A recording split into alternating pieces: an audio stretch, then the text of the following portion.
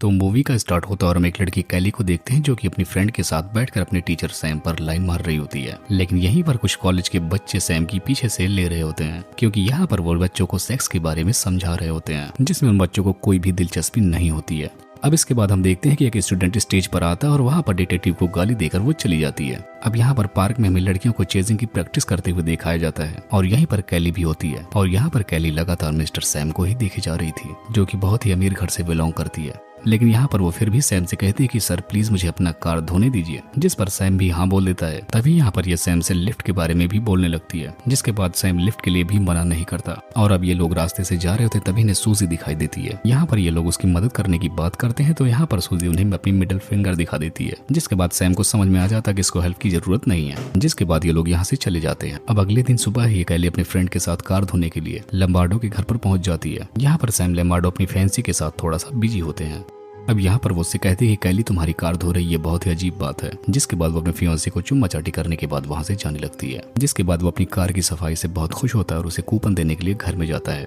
अब जब वो अपने घर में कूपन लेने के लिए जाता है तब इन दोनों के मन में विचार आता है कि क्यों ना हम अपने टीचर को ही लपेटे में ले ले। और ऐसा सोचने के बाद ये पानी में भीग कर उसके पास जाती है। इसके बाद हम कैली को फटे कपड़ों में अपने घर की तरफ भागते हुए देखते हैं। जिसके बाद वो यहाँ पर बताती है कि सैम ने उसका रेप किया है और जैसे उसकी मॉम को पता चलता है कि सैम ने उसका रेप किया वो सीधा पुलिस के पास जाती है जिसके बाद वो उसके खिलाफ केस दायर कर देती है। अब यहाँ पर डिटेक्टिव जब उससे पूछताछ करते हैं तब उसे कैली की बातों से पता चल जाता है कि यहाँ पर कैली झूठ बोल रही है। यहाँ पर वो डिटेक्टिव कैली की मॉम से कहता है कि कैली इसलिए ऐसा बोल रही है क्योंकि जो वो लम्बार्डो से करवाना चाहती थी उसने शायद किया नहीं, जिसकी वजह से ये सिर्फ उससे बदला लेने के लिए ये सब बोलती जा रही है। अब हम देखते हैं कि लम्बार्डो जब अपनी ऑफिस में बैठकर बुक पढ़ रहा होता है तभी उनकी तरफ एक कागज आता है और उस कागज में एक अश्लील फोटो होती है, लेकिन उसे ये नहीं पता चल पाता कि ये किसने फेंका है। अब यहाँ पर के प्रिंसिपल उसे एक अच्छे वकील से मिलने के लिए कहते हैं जिसके बाद वो मिलता भी है।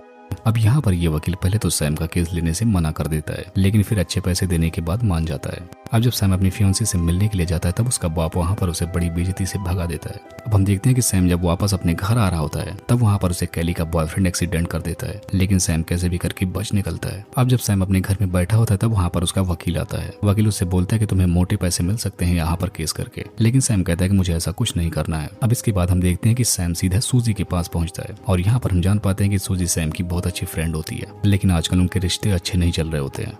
अब यहाँ पर सूजी डिटेक्टिव को बताती है कि सैम ने उसका रेप किया था, इसी वजह से वो उसके साथ अब कोई रिश्ता नहीं रखना चाहती। अब यहाँ पर सूजी को सैम के खिलाफ बयान देने पर वो उसे राजी कर लेते हैं, जिसके बाद अब सूजी को उसके बयान के लिए बुलाया जाता है। जिसके बाद उसका वकील जब उसे सवाल करता है तो वो सब कुछ हाँ में जवाब देती है। अब जब सूजी की बारी आती है तो सैम का वकील उससे कुछ ऐसे सवाल करता है कि जिसकी वजह से वो कंफ्यूज हो जाती है और हड़बड़ाहट में वो बता देती है कि कैली ने उसे पैसे दिए थे ऐसा बोलने के लिए। तभी यहाँ पर कैली भी सूजी पर सरेआम हमला कर देती है, जिसकी वजह से यहाँ पर पुलिस कैली को भी गिरफ्तार कर लेती है। अब यहाँ पर सैम का वकील पैसे ले देकर कैसे भी उस केस को खत्म कर देता है, जिसके बाद कैली की माँ भी इस बात पर राजी हो जाती है। अब इसके बाद सैम जब अपने घर पर पहुंचता है तो वहाँ पर सूजी पहले से होती है और यहाँ पर ये दोनों उछलते हुए बेड पर चले जाते हैं। तभी यहाँ पर रोमांस करते हुए हमें पता चलता है कि ये सूजी और लम्बार्डो का ही प्लान था, जिस प्लान के मुताबिक वो कैलिन की मदद कर रही थी और ये दोनों 800 करोड़ लेकर वहां से दूर जाने वाले थे, जो कि कैली की मां ने जुर्माने के तौर पर दिया था। इसके बाद सैम बोलता है कि प्लान के मुताबिक हमें अभी नहीं मिलना चाहिए, जिसके बाद वो बोलती है कि बस आज ही रहने दो। जिसके बाद ये दोनों शुरू हो जाते हैं। अब यहाँ पर सूजी का भी मूड बन जाता है,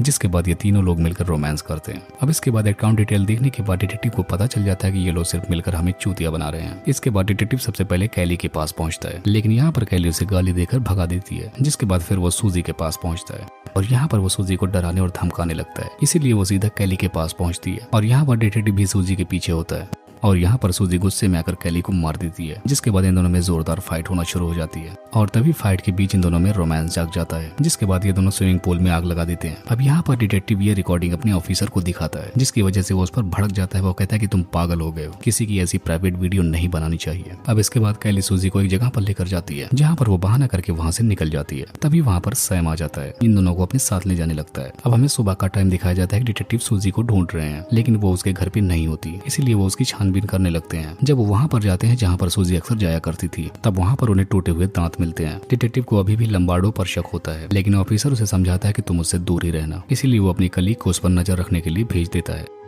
अब वो जब उस पर नजर रख रही होती तभी सैम उसके पास जाता है और उसे अपनी बातों में फंसाने लगता है, जिसके बाद उसको अपने रूम तक लेकर आ जाता है। अब यहाँ पर सैम उसका मूड बनाकर उसे गर्म ही वहाँ पर छोड़कर जाने लगता है। अब सैम के जाने के बाद डिटेक्टिव अपने ऑफिसर को फोन करती है। वो कहती है कि उसके बारे में सोचना छोड़ दो। अब इसके बाद डिटेक्टिव सीधा कैली के घर पर जाता है और उसके रूम में जब जाकर देखते हैं तो कोई उसे मार रहा होता है।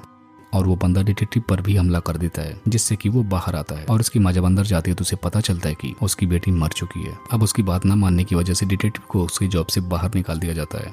अब इसके बाद हम सैम को देखते हैं जो कि एक बीच के किनारे पर एकदम मजे ले रहा होता है, जिसके बाद वो अपने रूम में जाता है और अपने बाथरूम में वो किसी को नहाते हुए पाता है। और यहाँ पर तब हमें पता चलता है डिटेक्टिव और सैम का प्लान होता है ये सब कुछ। लेकिन यहाँ पर सैम डिटेक्टिव को डबल क्रॉस करता है और उसको धोखे से वहीं पर गिरा देता है। अब समंदर में गिर जाने के बाद सैम को लगता है डिटेक्टिव मर चुका है, लेकिन वो फिर से वापस आ जाता है। अब वो सैम पर हमला करने ही वाला होता है, तभी उसके पीछे से एक तीर आकर उसे लग जाती है। और ऐसा देखकर हमें पता चलता है कि सूजी अभी भी जिंदा है, जिसके बाद सूजी उसे मार देती है।